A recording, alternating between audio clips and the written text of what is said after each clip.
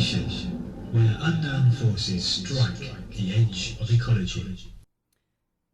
I recently attended a free ghost walk in the seaside town of Shoreham-by-Sea, which is based in West Sussex, England. And this was part of a festival, cultural festival, where there were various events going on. And I just happened to stumble across an advert for this ghost tour of the area. And it was kind of by chance, really. I was in a cafe near where I'm living, and there was a flyer for it, and it was very small. It was just one line of text and a time and a meeting location.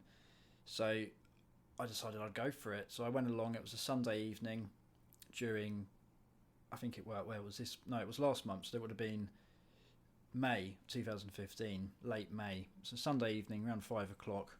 And at first I thought I was the only person that was going to attend. I arrived at the meeting location, and there was an old gentleman who I assumed at the time was going to give the talk, and he did give the talk.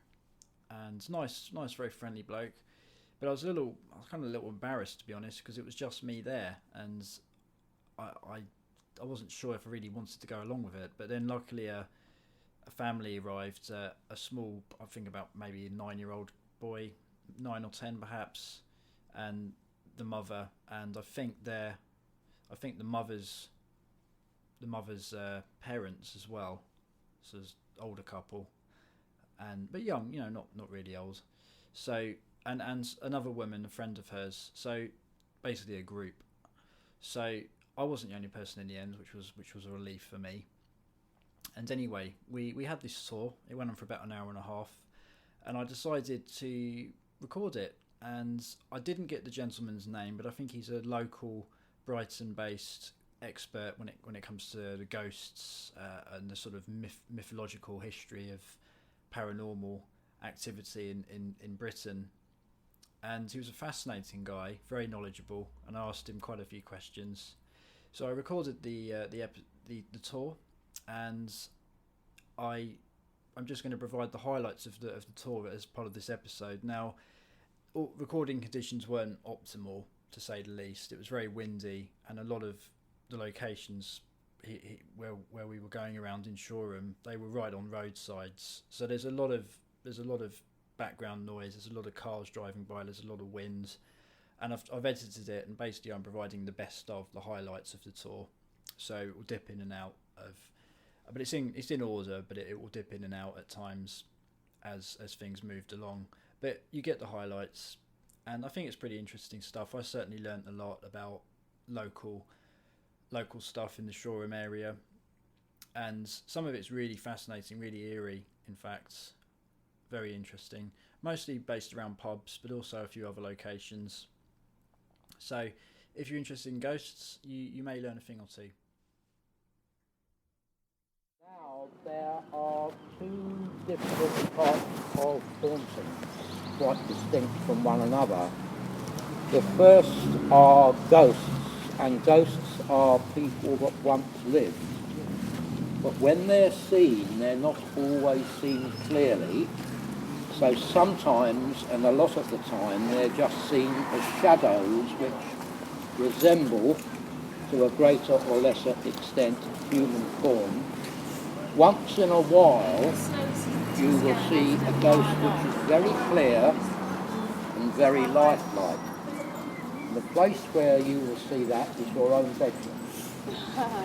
Don't tell things like that. You will wake in the middle of the night. You will know that you're not dreaming. You'll know you're not dreaming. And you will see someone standing at the end of the bed. That would be Mummy. And you may recognise that person as someone that lived in your home before you did. Perhaps someone who died in your bedroom.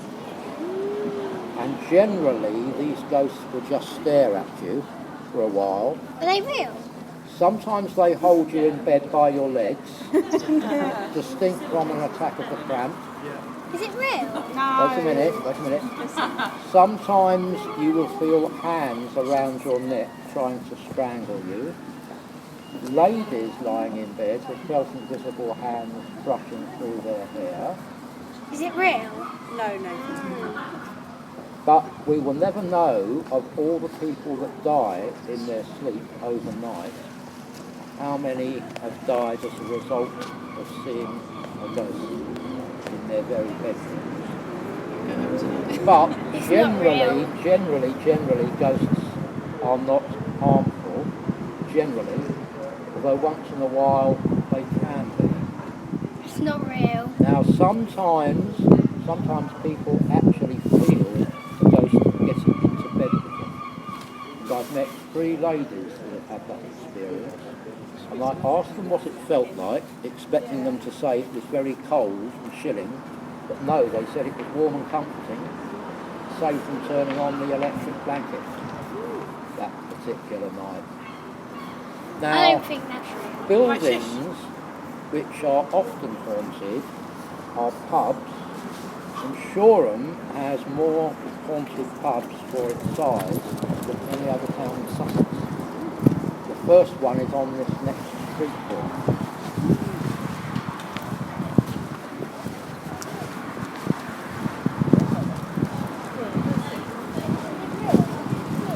You can see the ghost of a person at the time that person dies, and that's called a crisis apparition.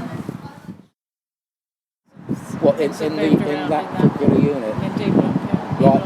Hospitals, now you mention it, are the 3rd most haunted type of building. So what's the number 1? No, it's a good guess. Churches are a good guess. No, you would never guess if we stood here for the next 15 minutes.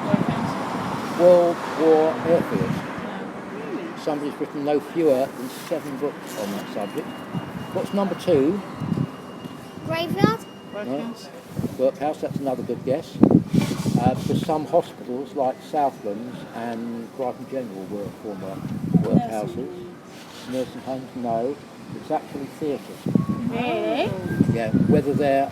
Because don't forget, a building doesn't have to be old to be haunted. So a very modern building, say a block of flats, could be just as haunted as an old castle or a sacred home. The reason is the ghost is probably connected with the site the building stands on rather than the building itself. And have you heard of ley lines?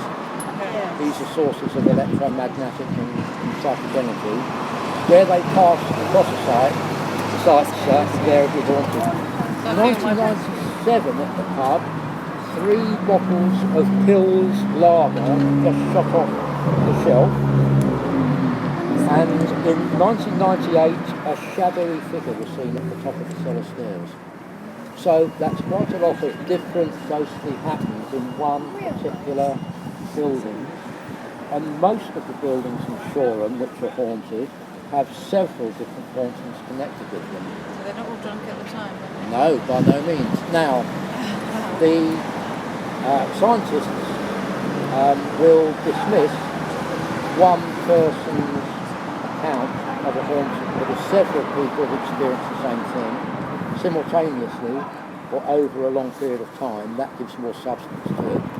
And the 2 types of people, more than any others, who are likely to experience a haunting are children of your age, yes, and very elderly people. We haven't got any of those with us tonight, although sometimes You're I an feel... elderly man. Thank you very much. Oh, Well, I'm in the springtime of my senility. That's what we call it. Now, also, anyone who is Irish, Welsh, Scottish, or Cornish, because of their Celtic ancestry. I often feel my bed vibrate. Do you? Well, that's quite a common Things place. around the bed in different houses as well. Is that ley lines? Or is that... That is a typical poltergeist type of manifestation. A poltergeist is a restless, noisy spirit, something that doesn't manifest in human form, but does all sorts of odd things. For example, it might turn off the lights. It might throw something across a room. It's just a minor vibration, and you touch things around it, and you can feel them vibrate as well. It's not just in that house. I've had it in Other places. You might be psychic. Some people are psychically gifted. And many years ago, when and I was finishing a walk outside Eton College, which is over the River Thames, across from Windsor. That's in London. That's near London, yeah, that's near London. A granny said to her daughter, tell the man about what used to happen to you in your old home. And the family were living in a place called Ascot, where they had the horse racing. And one night, the little girl came back down from her bedroom to the kitchen and asked for a second meal. She'd already eaten her evening meal. And her mother said, how come you're still hungry? And the little girl said, no, the meal is not for me. It's for the nice old gentleman who sits on the end of the bed reading the newspaper to me, the old newspaper. Oh my God, really? Children can often see things that adults can't, even when they're with them. Animals are particularly susceptible to the spirit world. It happens very often.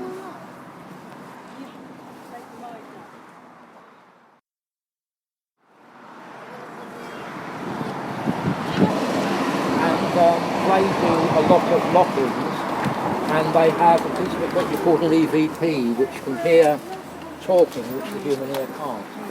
Sometimes it's all gobbledygook, but sometimes it's very realistic. Now, what would that building do you think? Well, there's a clue next door. That's a good guess. The brewery was actually out into the central road called the Star Brewery. It was another pub. It was an old coaching inn called the Star, and something very, very odd happened there 210 years ago in 1810. There was a regular customer called John Morrie. And John Morrie is said to have had a remarkable vision of the Battle of Trafalgar taking place at the very moment it was happening, hundreds of thousands of miles away. What he saw was ships in full sail in the clouds. He saw gun smoke. He saw ships sinking, some which had already sunk, some which were captured, and some which had fled from the scene. So it's rather like seeing the Twin Towers in New York being destroyed if there were no television at the very moment that was happening. And that is a very curious psychic gift, to be able to have visions. One lady who had an unfortunate vision was called Elizabeth Barton, and she was known as the Holy Maid of Kent. She had a vision that Henry VIII, who was a very nasty person, He got really fat and he died and he had 8 queens. Eight wives. 8 wives. had 8 wives, that's right. Right. Or rather, he had 6 wives. Yeah, one. So it's the 6 wives of Henry VIII, not the 8 wives of Henry VI. But Elizabeth had a vision that King Henry would die if he divorced Catherine of Aragon and married Anne Boleyn. And that was a very bad vision to have, because when she made public, it led to her being executed at Tyburn. So Why she said anything? if you have a vision Kept that vision to about herself. David Cameron healing over, don't go and tell Daily Express or the BBC yourself going on around the film. Yes, and I.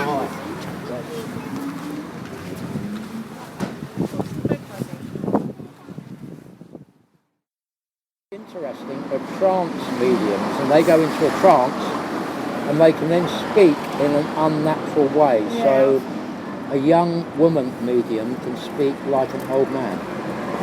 Very, very odd. It's almost like a form of demon possession. Yeah, it's horrible. But apparently the medium said that a young girl and her nanny, aged 26, had died in the cellar when the cellar was flooded. When there was a flood and it came up the slopes, the halves, flooded the basements here.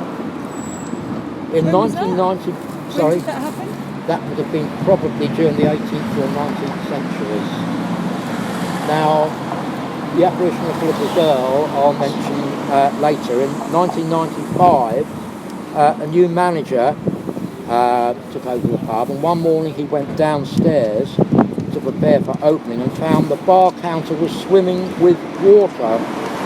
The dishwasher had come on of its own accord, even though it was unplugged, and was spraying water everywhere. And in fact, the drain plug had been taken out and the door to the dishwasher had been closed, but it was now switched to the on position. Very, very odd.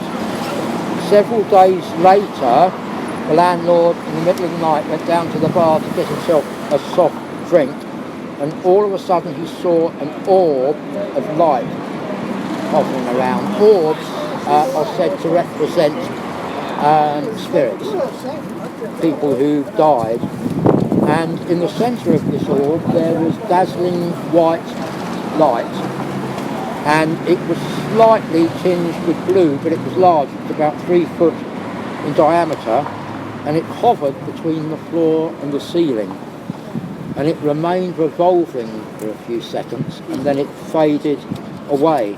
But at the same instant he saw a phantom child, a little girl, sitting by the front of the bar with her hands over her head. She had vivid red hair, and he couldn't see her clothing or her face, but from her size he reckoned she was about 6 or 7 years old, and when he opened his mouth to speak to her, she just faded away. A few days later, a female customer told him that when she was visiting the toilet, she'd seen a little red-haired girl sitting by the floor in the entrance hallway, and was puzzled because she knew that the manager had no children at the time.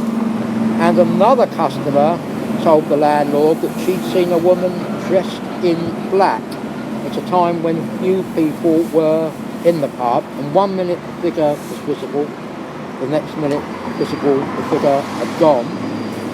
And in October, the manager's son would stand in the hallway talking to an invisible child who he said was on the stairs, and this child had told the manager's son that the child lived in the cellar behind a barrel. Now, that may seem extraordinary, but it's not, because in the 19th century, when towns were very, very overcrowded, poor people would have to live in basements, possibly with no natural light. Terrible living conditions, but that's the way it was. On another occasion later, a 16-year-old son of another landlord had gone into the kitchen to collect food, and as he was coming back from the kitchen with the plate of food, he heard a loud knocking sound behind him, and some live coals were found on the floor of the bar when there was no real fire. They had an electric fire with artificial coals, but these were live coals. And he also felt somebody brushing by him. Perhaps the most curious thing that happened was when they had a jukebox and they had a Kylie Minogue cassette, and all of a sudden it stopped, and then it came on again, and then there was a girl laughing on the tape. Very, very odd. So, as you can see, a lot of different things have happened in one place going up here.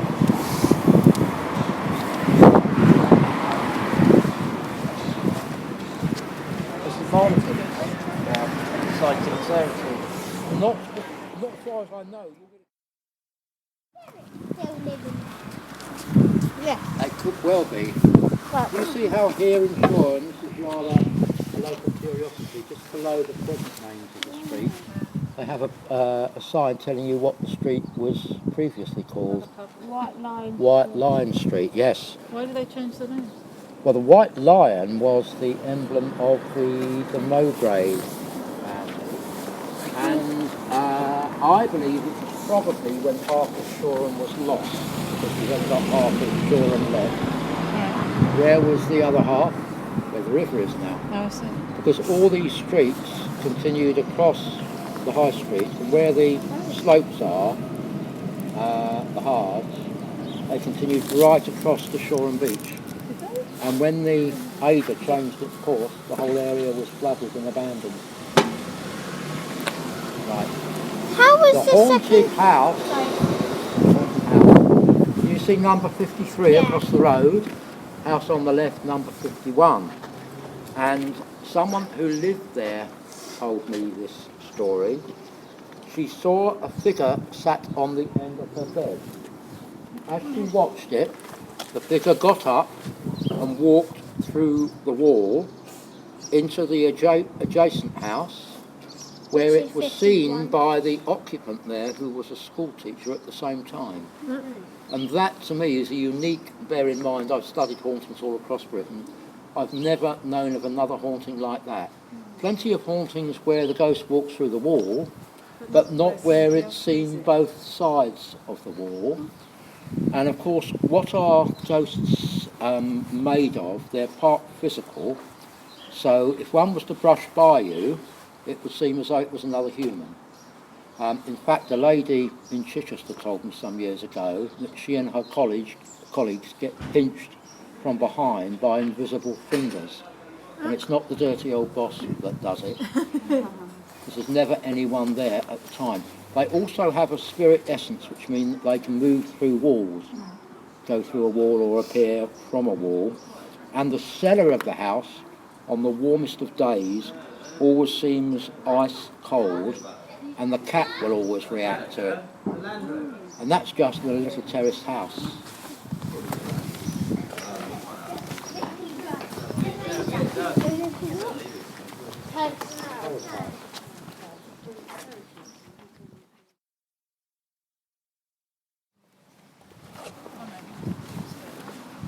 I'll tell you about the experience I had, which was many years ago. Although I have a driving licence, I don't drive as a motorist. So, as the course of my work, I was being driven by a colleague, and we were returning from, I believe, Chelmsford or Colchester, and coming back on an A road, not a motorway.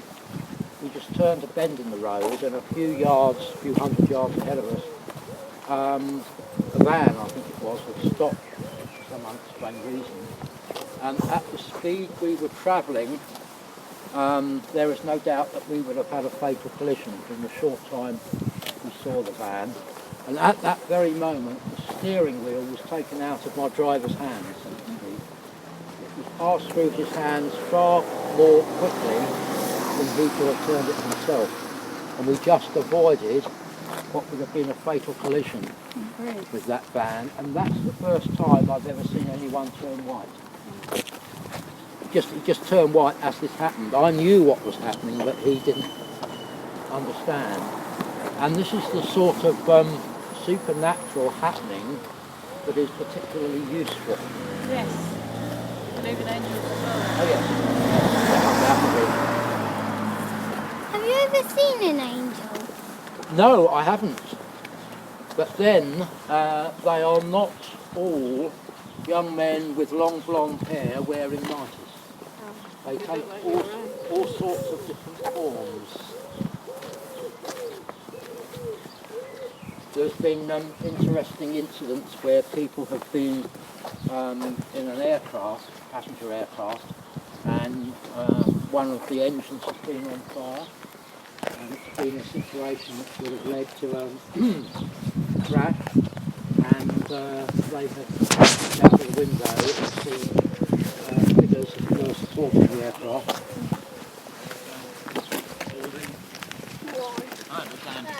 Pretty amazing. It is. It's extremely amazing. It can just look like a normal human being. Yes. Yeah. Ghosts of that person. And hauntings on ships are particularly interesting because seafarers are notoriously superstitious.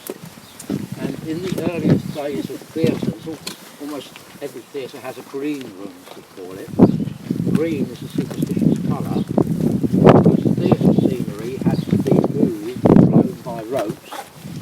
Some of the earliest scene shifters were former seafarers, and they are very, very suspicious by nature. And that is why in a theatre that is staging the Shakespeare play Macbeth, you never ever refer to it by its title. It's always the Scottish play.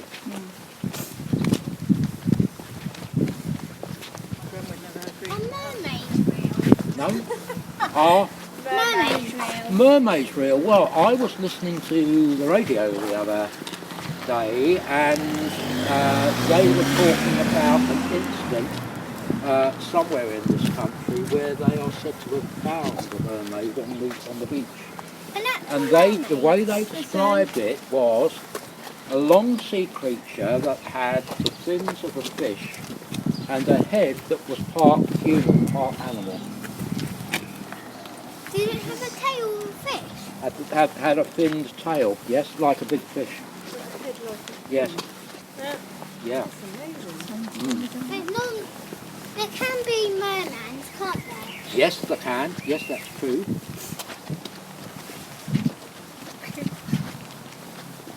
I thought it was a room that it's actually getting through. Well, there can be werewolves as well. And there was a photograph of two boys from South America. This was in one of the Sunday newspaper cover supplements many years ago. And they were completely covered, including their faces, with very, very coarse black hair. And they had a very rare medical condition, an abnormality. And they looked just like a werewolf.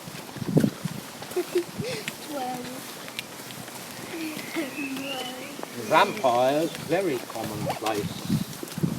People who drink human blood.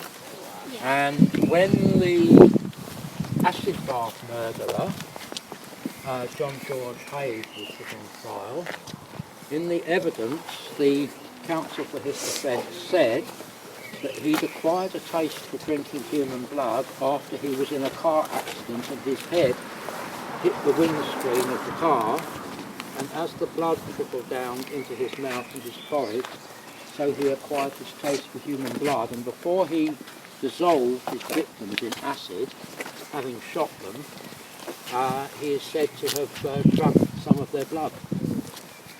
But the reason why this was before the trial was to, of course, it was all a bit staged, because it was to try to make him out to be a madman. Because if he could have been proved to have been mad, we really weren't prepared to accept that. So he was hanged. And killed? Yeah.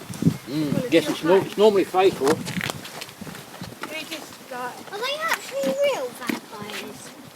Well, no, it's a legend that goes back to Eastern Europe, and it had a very strong foundation because people used to be buried alive. It's called premature burial. The reason how this would happen would be that if you were in a coma 400 years ago, people wouldn't have understood what was happening to you. They would have thought you were dead. Yeah. So they buried you, and then where it was suspected that you'd been buried alive, they brought up the coffin, and if they found the body covered in blood, and if they found scratch marks on the underlid of the coffin, you definitely had been buried alive. And it was reckoned, believe it or not, that up to 40% of those buried in the early part of the 19th century were buried prematurely. Oh yes, yeah. Buried alive. Buried alive. And what's even worse is being cremated alive. Oh my God. And we know that that happened in Nazi concentration camps. But my mother spent her career as a nurse She told me she was working in a London hospital on one occasion when she heard screams coming from the mortuary.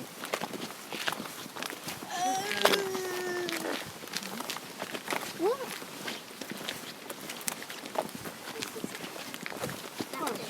When in the olden days they didn't have. I mean about what we just. Well, this is why when you were cremated decades ago, in the early days of cremation, they would always slit the skull, slit the throat before they put you in the cremator. Just as if you are buried at sea, when they wrap you up, the last thing they do is to push a darning needle through your nose. Because if you are in a coma, that will bring you back to life quite quickly, it's believed. That was a precaution.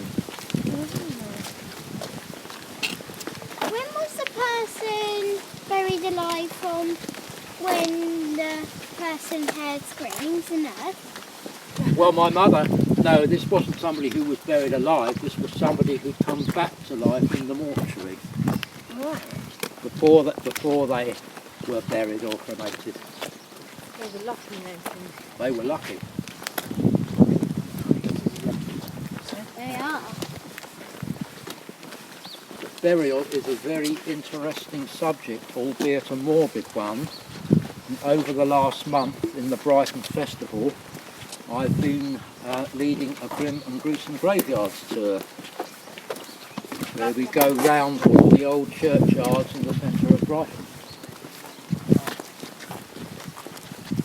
Cross over. Just couldn't believe how the weather's changed, could you, this morning? Is every house haunted? No, by no means. Is 8 Montague Close haunted? But which close? Montague. Montague, I haven't heard that it is. It's not to say that it's not. We might not be haunted. We might. Now, this is the office headquarters of the Federation of Sub-Postmasters. It's built on the site of an old Victorian house which had been a girls' boarding school at one time, and during the last World War was a billet for Canadian soldiers. And one soldier had a pet mongrel dog, and the dog always refused to be taken up to the attic, and if it was carried into the attic it would go absolutely berserk. Now most evenings the soldiers would go out into town, they would go to the local pubs, to the cinema, or into Brighton perhaps, and the few that stayed behind used to go down to the ground floor and spend the evening in the lounge, basically listening to the radio or writing letters home. But on occasions, phantom footsteps would be heard on the bare wooden stairs. The carpet had been removed. And when anyone bothered to investigate it, of course there was absolutely no one there. So nobody took these footsteps seriously until one soldier decided to play a prank on the others. He crept to the top of the stairs with a length of chain because he thought hauntings were always accompanied by rattling chains. And as he began his slow descent down the stairs with very deliberate footsteps to scare his comrades who were in the lounge, he'd only taken a few steps when he heard footsteps of someone coming behind him. And he turned to look round, and the next moment the footsteps had gained on him, and there was an immediate sense of coldness and the swish of invisible cloth brushing his hand, and then he heard the footsteps ahead of him dying out as they descended the stairs. So the prank which he was playing on his comrades had backfired. Right, we're now going to a haunted house in Buckingham Road, just around the corner. I know. And I'm going to tell you what the person who lived there, or may perhaps still live there, told me happened to them.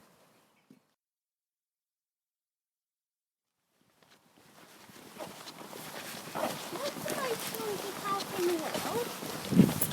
Does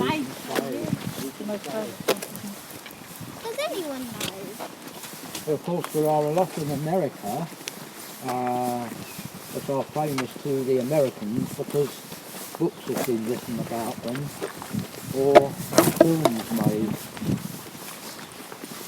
It's that Borley Rectory. That was quite Yes, notorious. that's one of the most notorious in Britain, in England. Which one? Borley Rectory, which no longer exists. No, it's in Essex. It's on the Suffolk border near Sudbury. But that caused a sensation when a psychic investigator called Harry Price wrote a series of newspaper articles and books about it. And then in his retirement, in his latter life, he admitted that some of his writings had been fraudulent. Right. But the church at Borley, as well as the rectory, was haunted. Right. And it's said that the site still is. I don't believe the site has been so notorious. I don't believe it's ever been sold for redevelopment. Wow. I made up my video.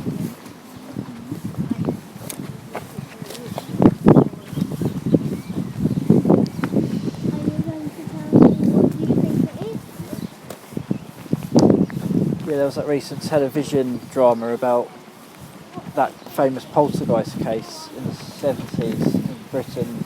Yes, that was at Enfield Hall. Yeah, that's it. Yeah. Yeah, well, a man called, the investigator there was a man called Gross, and the poltergeist manifestations followed him back to his own home.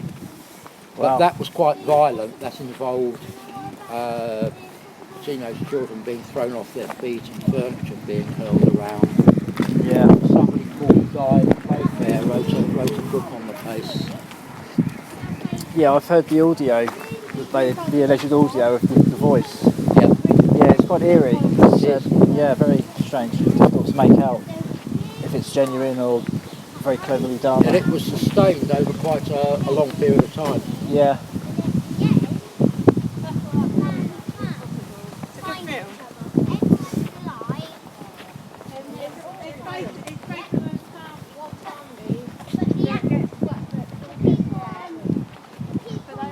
See, when the film industry gets hold of a spectacular haunt like the Amityville Horror, the film is an embellishment on the book, and the book is an embellishment on the newspaper articles, and the newspaper articles in turn are an embellishment on what actually happened.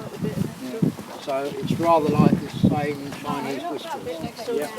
Something which gets blown out of all proportion over a period of time. Of course, there is the sensation right to the film. Yes. But I always think that fact is stranger than fiction, and that you don't really need to embellish a good story if the story is genuine.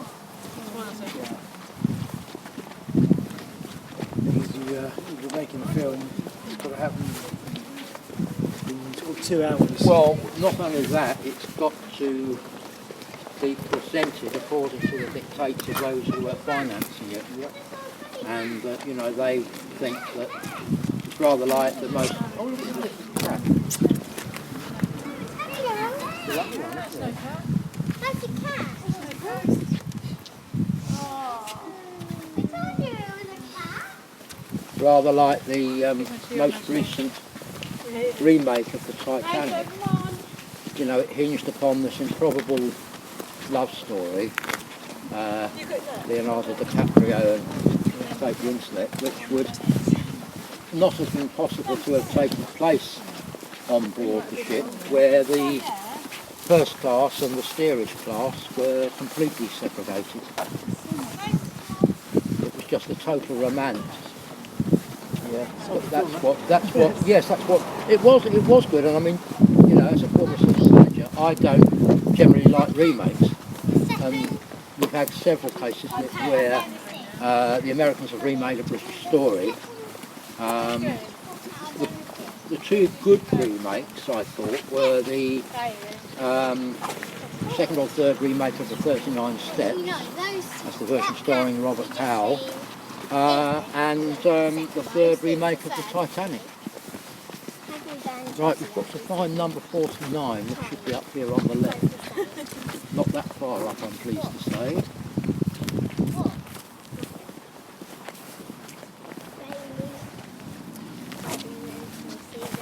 Yeah, there's even a theory that the Titanic never sank, isn't there? Oh yes, baby, that, What are you looking at? that's scripted. What Well, are you looking at? on the basis that they changed the names. Yeah, Yeah, it's an insurance scam. yes. Like that. Yeah, interesting. It would be fascinating if that was ever proved. Boat under in the water. Yeah, the theory is that it's not the Titanic, it's the Lusitania. Yeah, it's Well, an it's insurance scam. Yeah. Right now, this is the haunted house here. Great. Now the person who lived there at number 49 told me that her daughters and sometimes visitors that were staying there would always refuse to sleep in the big bedroom, because when they went into the room they were fazed by something or someone that was there, and that they would rather occupy the smaller bedroom. And it was thought that one of the previous owners was an old lady who was a seamstress. That means she worked with a sewing machine on cloth or whatever, and used that bedroom as her workroom. On the landing in the house outside the bedroom door there was a strong presence, and this was so strong that the lady living there at the time felt that there was somebody standing by her side. It was very, very intimidating, so much so that on occasion she would have to leave the house and go into the garden to get away from this force. And the dog would stand at the bottom of the stairs looking up at the landing, just howling. And these occurrences occurred just for a few months after they moved in around 1989, so that's comparatively recent, because not all hauntings date back centuries. Right, we're going to finish with a haunted supermarket site. That involves perhaps the haunting of two children.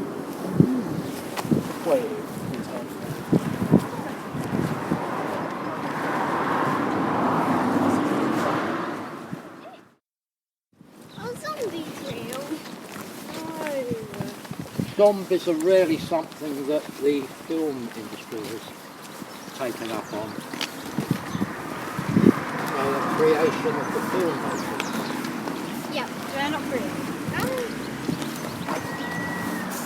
Count Dracula is quite interesting because Count Dracula was an invention of a theatre person called Bram Stoker, and it was based on a Hungarian Transylvanian count called, prince called Vlad Tepes, who was a very savage character, but who was regarded by the Transylvanians as a national hero. And so you can go and visit Castle Dracula. It's quite an important tourist attraction. Bram Stoker in his book talks about Count Dracula's body being brought to Whitby in a coffin, and then the Count escaping from the coffin. Was that a real event? Well, Vlad Tepes, who was the origin of Count Dracula, was real enough, but of course there was a lot that was rather like Robin Hood. There was a lot that was attached to it.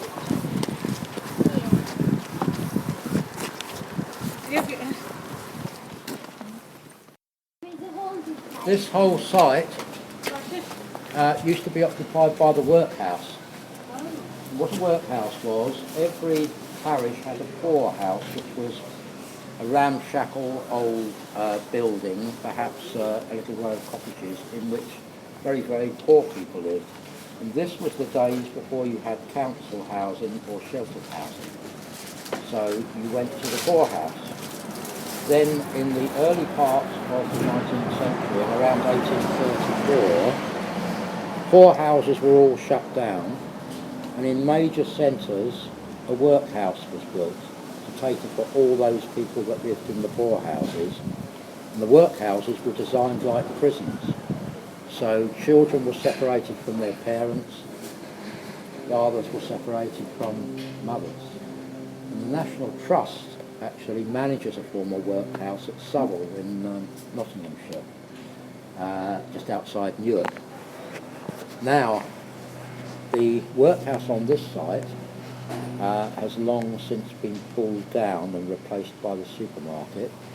But when the old buildings were not being used, were empty before they were pulled down, sometimes phantom music would be heard when no musician was present.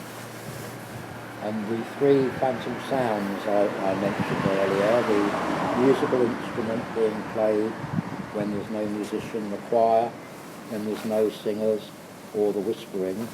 You can also incidentally get phantom smells, and they are the nice smells, which are always pungent plants or perfumes like lilies of the valley.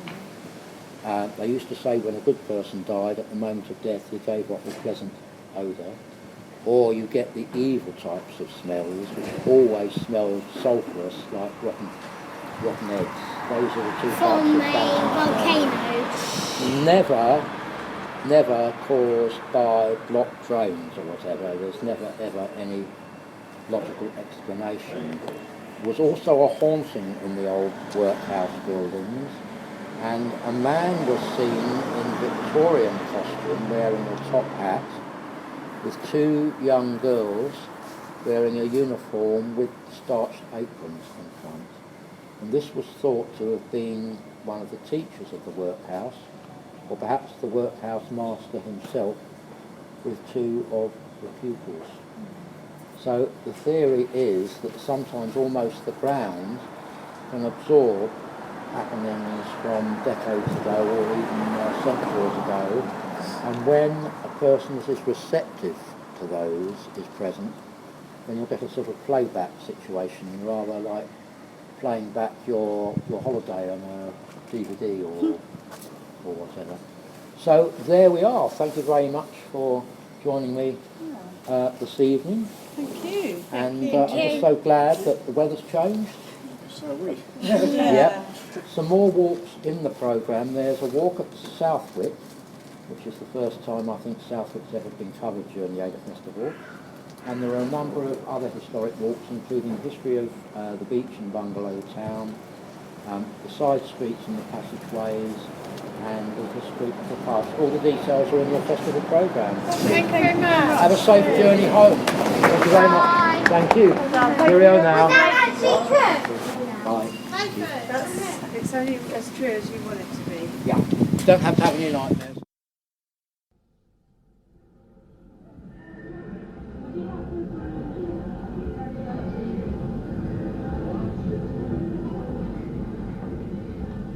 The information where unknown forces strike the edge of ecology.